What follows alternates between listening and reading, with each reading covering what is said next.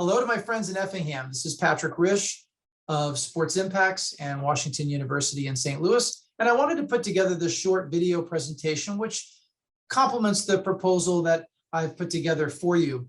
An alliance with the alliance. That is the concept here, and putting our heads together and working on this wonderful project that you folks have proposed with what I think is a truly unique indoor youth sports facility that could really bring a lot of visibility and heads and beds to the Effingham area. And I'm happy to dive into this to examine the impacts that this could have for your community.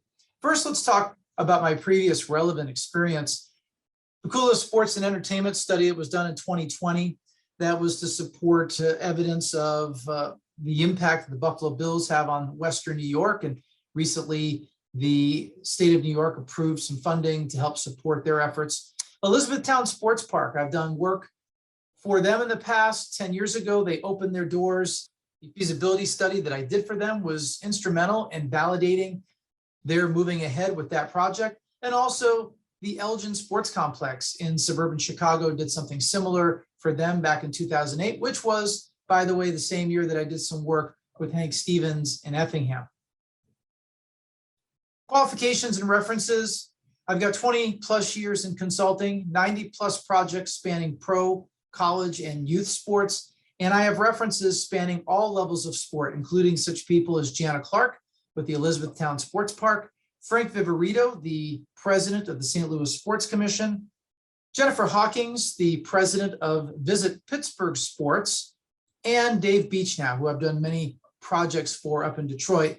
I will also add Chris Zimmerman, who is the president and CEO of business operations for the St. Louis Blues, where I've done some work with them in the past on various projects.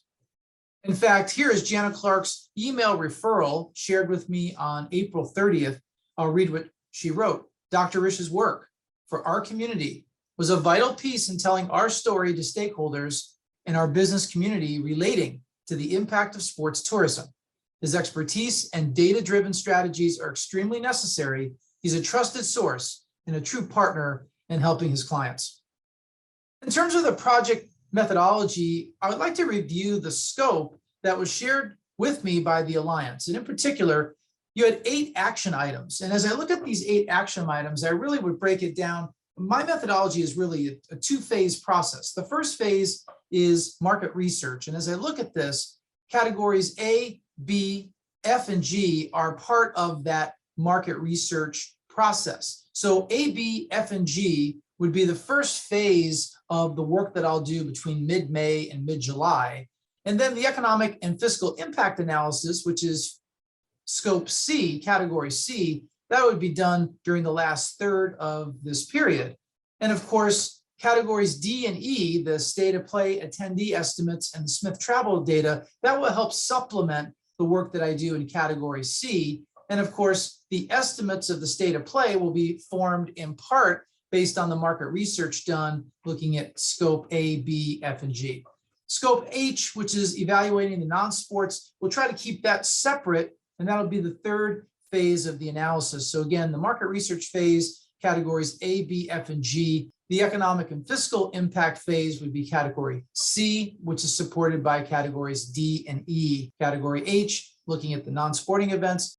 The staffing for this, obviously myself will be in charge of all of the calculations, the economic and fiscal impacts. And in terms of the market research, which is really where the bulk of the work will take place in this study, I'm likely to have Mr. Dave Sanders of St. Louis University assist myself, as well as potentially enlist 1 or 2 MBA candidates from either WashU or SLU. And this is not out of the ordinary for the work that I've done in the past when I have a fairly large project and or a heavy caseload to bring these folks in to assist me with my work. The workflow and timeline, we're looking at phase 1, the market research phase, to take place between mid-May and mid-July. And then the phase 2 portion of the analysis, the economic and fiscal impact research, would be between mid-July and mid-August. So putting some rough dates on these, depending upon when the bid is awarded, I would start either as early as Monday, May 16th or Monday, May 23rd. try to have the market research phase of the project completed by July 18th, and then have phase 2, the economic impact study, as well as submission of the report completed by August 22nd. And that gets us into that 90-day window that was mentioned in the RFP. So as I said at the top, this is an alliance with the alliance. Knowing the Midwest, having connections in the youth sports industry that I think will really help provide context and depth to the market research analysis, which is really going to help inform and improve whatever economic and fiscal impact analyses we're able to provide.